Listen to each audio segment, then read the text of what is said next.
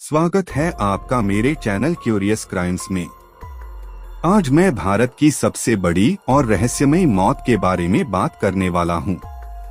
और जिस महिला की मौत हुई वो कोई मामूली औरत नहीं थी, बल्कि हमारे देश की बहुत बड़ी अभिनेत्री श्रीदेवी थी।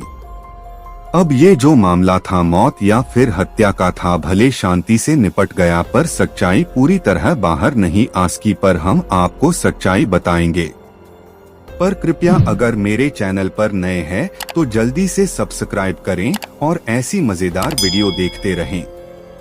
दिन था 24 फरवरी 2018, जब दुबई से बहुत दुख भरी खबर भारत आती है कि श्रीदेवी अब हमारे बीच नहीं रही। शुरुआत में तो किसी को नहीं लगा कि खबर सच्ची है, पर बाद में पूरी दुनिया में लेती है कि खबर सच्ची है।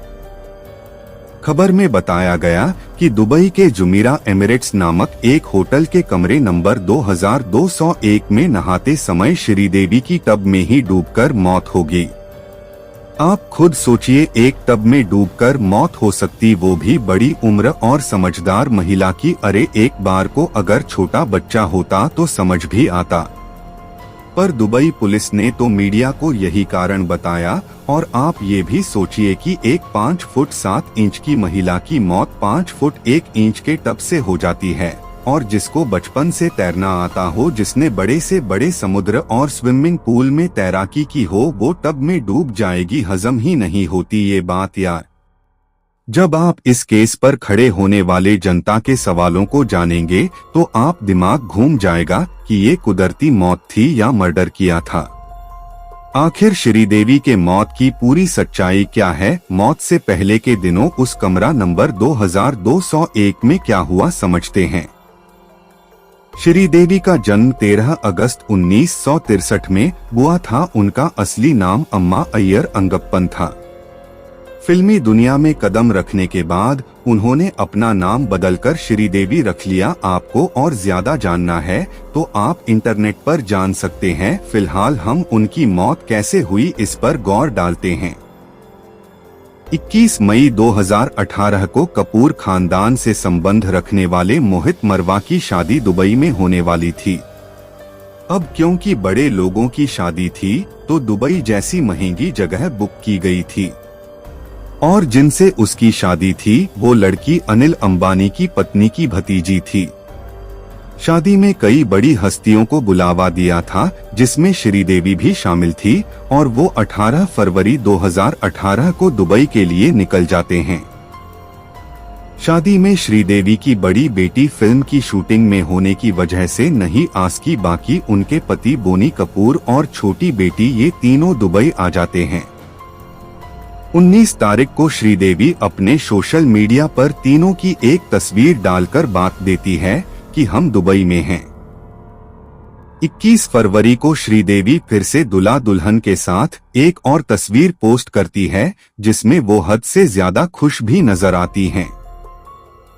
21 फरवरी को ही उनके पति बोनी कपूर और उनकी छोटी बेटी वापस भारत आ जाते हैं, क्योंकि बोनी कपूर की जरूरी काम से मीटिंग थी और बेटी को भी भारत में कुछ काम थे। पर श्रीदेवी वापस नहीं आती।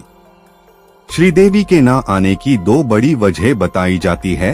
पहला ये कि उनको अपनी बड़ी बेटी के लिए शॉपिंग करनी थी, क्योंकि वो शूटिंग में जाने की वजह से नहीं आ पाई, और दूसरी वजह कि उनकी बहन भी दुबई में ही रहती थी। इसी वजह से वो एमिरेट्स होटल के कमरा नंबर 2201 में रहती हैं। इधर भारत में 24 फरवरी को बोनी कपूर लखनऊ में एक मीटिंग में व्यस्त थे, तो उनके पास उनकी पत्नी श्रीदेवी का कॉल आता है, जिसमें वो उनसे कहती हैं कि वो उन्हें मिस कर रही हैं। इतना सुनते ही बोनी कपूर उनको सरप्राइज देने के लिए 24 तारीख को ही दुबई के लिए निकल जाते हैं। शाम 6:20 पर बोनी कपूर होटल के कमरा नंबर 2201 में घंटी बजाते हैं, और श्रीदेवी उन्हें देखकर खुश हो जाती है। बोनी कपूर उन्हें अपने साथ डिनर पर चलने को बुलाते हैं, जिस पर वो कहती कि नहा लेती हूँ पहले, फिर कपड़े चेंज करके चलती हूँ। 7 बजे करीब वो नहाने बाथरूम में जाती हैं और बोनी कपूर टीवी पर इंडिया और साउथ अफ्रीका का मैच देखने लगते हैं। काफी देर हो जाती है और श्रीदेवी बाहर नहीं आती तो बॉनी कपूर आवाज देकर बोलते हैं, देर होगी, काफी जल्दी चलो। पर अंदर से श्रीदेवी को जवाब नहीं देती। थोड़ा और देर रुककर फिर से वो आवाज लगाते हैं पर अंदर से कोई जवाब नहीं आता। जैसे ही बॉनी कपूर बाथरूम के अंदर जाते हैं तो देखते हैं कि श्रीदेवी उल्टे मुंह पानी से भरे बाथटब में बेजान हालत में पड़ी हैं। घबराहट में आकर बॉनी कपूर उन्हें पलंग पर लिटाते हैं और हवा करते हुए उनका हाथ मलते हैं और आवाज देकर बुलाते हैं, पर श्रीदेवी कोई जवाब नहीं देती, न हरकत करती है। तो हड़बड़ी में बॉनी कपूर अपने दोस्त को कॉल लगाते हैं जो उसी होटल के पास में ही रहता था। दोस्त तुरंत ही आ जाता है। उसके बाद डॉक्टर को बुलाया जाता है जो कि बताते हैं कि श्रीदेवी की सांसें रुक चुकी हैं पहले ही। फिर भी उनको पास के ही बड़े अस्पताल में ले जाया जाता है तो वहां के डॉक्टर भी बता देते हैं कि ये अब हमारे बीच नहीं रही। इतना सुनने के बाद लगभग 9 बजे स्थानीय पुलिस को भी खबर दे दी जाती है जो कि मौके पर आकर अपनी जांच शुरू कर देती है। पुलिस की जांच में क्या निकलता है वो मैं आपको आगे बताऊंगा, पर अब आप सुनिए श्रीदेवी की मौत की एक और कहानी। आपको याद होगा मैंने आपको बताया था कि श्रीदेवी एक होटल में रुकी थी जिसका नाम एमिरेट्स था, जो कि आज भी वही है। तो उसी के एक कर्मचारी ने जो दावा किया वो बॉनी कपूर के बयान से बिल्कुल अलग है। कर्मचारी बयान में बताता है कि 24 फरवरी की शाम को श्रीदेवी होटल स्टाफ को कॉल करके एक गिलास पीने का पानी मंगवाती है। कर्मचारी लेके उनके गेट पर जाता है और बेल बजाता है, पर बहुत देर तक जब कोई दरवाजा नहीं खोलता तो अपने बड़े अधिकारियों को बताता है। फिर वो सब आवाजें लगाते हैं, नहीं जवाब आने पर मास्टर चाबी से ताला खोलकर अंदर जाते हैं। पूरे घर में श्रीदेवी कहीं दिखाई नहीं देती, पर दूसरे कमरे के साथ बाथरूम होता है जिसका दरवाजा खुला हुआ था और श्रीदेवी बाथरूम के फर्श पर पड़ी हैं, ना कि टब में। फिर होटल वाले डॉक्टर को कॉल करके अस्पताल लेके जाते हैं उन्हें। होटल के अंदर वो बेजान बेहोश जरूर थी पर उनकी सांसें चल रही थी, पर अस्पताल जाने तक उनकी सांसें रुक गई जहां उन्हें मृत बांट दिया गया। बॉनी कपूर के बयान और होटल के कर्मचारी के बयान में अपने देखा कि कितना अंतर है ना। और सबसे बड़ी तो ये बात थी कि दुबई पुलिस ने होटल वालों के बयान को अपनी रिपोर्ट में ना ही शामिल किया और ना ही उनके कहे मुताबिक अपनी जांच की, बल्कि जो बॉनी कपूर ने कहा उसी को मन के जांच आगे बढ़ाई। एक न्यूज़पेपर ने होटल के इस बयान को छापा, पर उससे इस केस पर कोई फर्क नहीं पड़ा। जब ये कंफर्म हो गया कि श्रीदेवी अब नहीं रही तो दुबई पुलिस ने तुरंत लाश को आने कब्जे में कर लिया और पोस्टमार्टम के लिए भेज दिया। ये खबर अब भारत तक आ गई, पर कपूर परिवार की तरफ से कोई बयान नहीं दिखाया गया। बस इतनी ही खबर मिली कि श्रीदेवी की होटल में टब में डूबकर मौत होगी बस।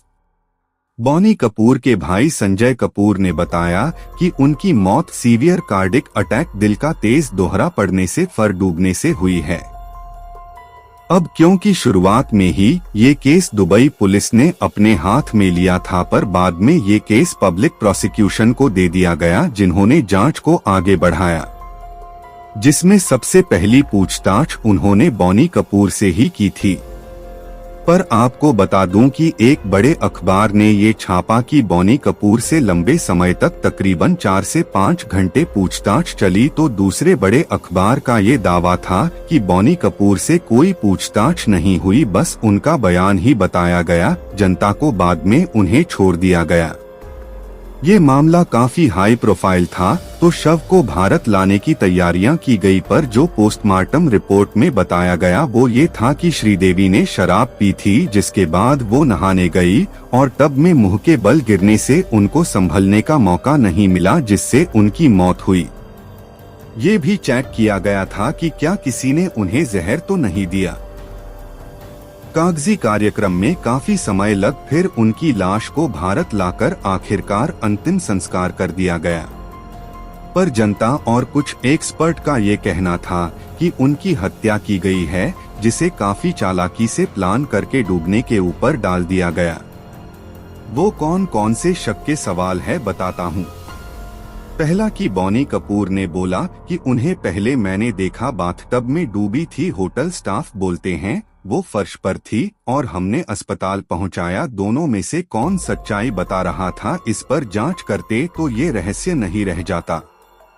दूसरा सवाल ये कि बॉनी कपूर ने श्रीदेवी को बाथटब से निकालकर पहले अपने दोस्तों को कॉल क्यों किया। इस हालत में लोग अस्पताल और पुलिस को करते हैं। इस पर कई एक्सपर्ट का कहना था कि कत्ल को छिपाने के लिए उन्होंने अपने दोस्त को अपने प्लान में शामिल किया और सबको ये दिखाया कि मेरे पास एक गवाह है जो मेरी बात आपको अपनी आंखों देखी बताएगा। एक फिल्म डायरेक्टर सुनील सिंह ने बताया कि कुछ समय पहले श्रीदेवी ने ओमान, जो कि दुबई में एक जगह है, वहां 240 करोड़ का बीमा कराया था। पर बीमा की शर्त ये थी कि अगर श्रीदेवी की मौत प्राकृतिक तरीके से होती है और दुबई में ही होती है तो उनकी बीमा की सारी राशि परिवार को दी जाएगी। सुनने ये अजीब लगता है कि दुबई में ही मौत होगी तो, पर ये एक कंपनी की शर्त थी जो कि दुबई में ही थी। इस खबर ने बहुत हवा पकड़ी थी। तीसरा सवाल कि जिस औरत ने अपने जीवन में बड़े से बड़े समुद्र और स्विमिंग पूल में तैराकी की हो तो वो एक 5 फुट 1 इंच के टब में डूबेगी, वो भी 5 फुट 7 इंच वाली औरत। आखिरी दो सवाल ये कि अगर डूबने से मौत हुई है तो उनके देवर संजय कपूर ने क्यों कहा कि दिल के दोहरे से मौत हुई, और अगर वो अपनी बेटी के लिए शॉपिंग करने रुकी थी तो 48 घंटों के अंदर वो एक भी बार अपने रूम से बाहर नहीं निकली क्यों।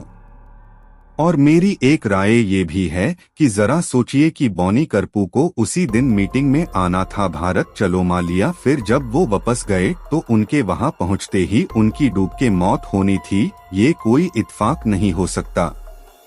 खैर, कई लोग कई बातें लोग उतना ही जान पाए जितना उन्हें बताया गया। आपकी इस केस पर क्या राय है मुझे कमेंट में बताएं। भगवान उनकी आत्मा को शांति दे। और अब अगली वीडियो में मिलते हैं। मैं मनीष ठाकुर इजाजत चाहूँगा। धन्यवाद।